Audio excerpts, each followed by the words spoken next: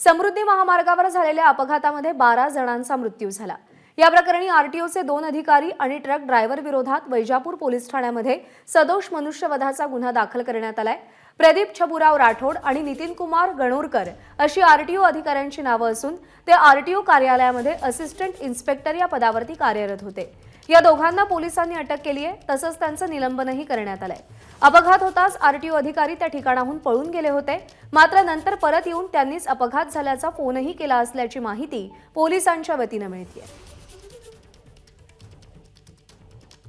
कृष्णा गेंडे आपले प्रतिनिधी सध्या आपल्यासोबत आहेत। कृष्णा, महत्त्वाचा प्रश्न असा उपस्थित होतो की ज्यावेळी समृद्धी महामार्गावर अपघातांची संख्या वाढत होती तेव्हा आरटीओकडे ही जबाबदारी सोपवली गेली होती की वाहनांच्या टायरची व्यवस्था, त्यातली हवा आणि समृद्धी महामार्गावरती जाण्यासाठी ही वाहने योग्य आहेत की नाही याची तपासणी करायची।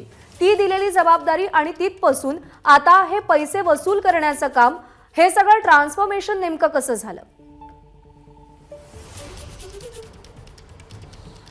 एखादा अपघात झाला की त्यावरती उपाययोजना सुरू होतात। अशीच ही उपाययोजना होती, ती म्हणजे टायर दुरुस्त करणं। म्हणजे मुख्यमंत्र्यांची गाडी छत्रपती संभाजीनगरच्या विमानतळावरून जाणार होती, अगदी तिचे देखील टायर तपासले गेलेले होते। मात्र हे जसा एखादा निखारा पूर्ण जसा तसा व्हावा, म्हणजे तो व्हावा, अगदी अशाच पद्धतीनं ही जी योजना होती ती पुन्हा टायर तपासणीची बंद झाली। पूर्वी टोलनाक्यावरती ही सगळी मंडळी दिसायची, मात्र हळूहळू ती नाहीशी झाली आणि त्याचं रूपांतर अशा प्रकारे रस्त्यावरच्या वसुलीमध्ये झालेलं आपल्याला पाहायला मिळतं। आता ही वसुली कशासाठी, तर सांगायचं झालं तर समृद्धी हायवेवरचा स्पीड आपण पाहिला पाहिजे। जड वाहनाला 80 ते 100 एवढा स्पीड त्या वाहनांना दिलेला आहे, तर जी चारचाकी वाहनं आहेत त्यांना 120चा स्पीड दिलेला आहे। खरं तर समृद्धी महामार्गावर अजूनही हवी तेवढी ट्रॅफिक नसते, म्हणजे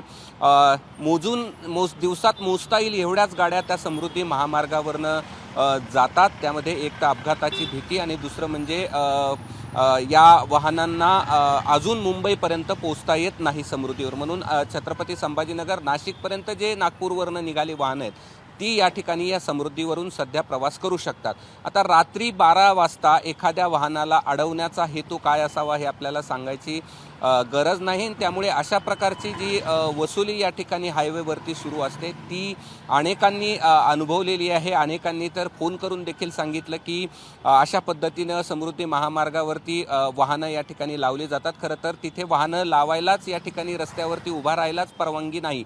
मग रस्त्यावरती खाजगी वाहनं उभा राहायला परवानगी नाही, तर मग या आरटीओची वाहनं उभा कशी राहतात आणि ते पुन्हा समृद्धी महामार्गावर लोकांना उभी कशी करतात? खरं तर यांना जर अशी एखादी गाडी वाटली असेल तर त्यांनी टोल नाक्यावरती उभी करायला हवी, मात्र ते रस्त्यात या ठिकाणी उभी केलेली आपल्याला पाहायला मिळाली आणि त्यामुळे 12 लोकांचा बळी यामध्ये गेलेला आहे। आता थोड्या वेळात या 2 अधिकाऱ्यांना कोर्टामध्ये हजर केले जाईल। त्यांच्या पुढे किती दिवसाचा PCR मिळतो की त्यांना जामीन मिळतं हे देखील पाहणं महत्त्वाचं आहे। मात्र वसुलीपोटी 12 लोकांना आपला जीव गमवावा लागलाय, त्याचं उदाहरण त्यामुळे आता पुढच्या चौकशीमध्ये नेमकं काय सत्य समोर येतंय, काय वास्तव समोर येतंय या संदर्भातले अपडेट कृष्णा तुमच्याकडून घेत राहू।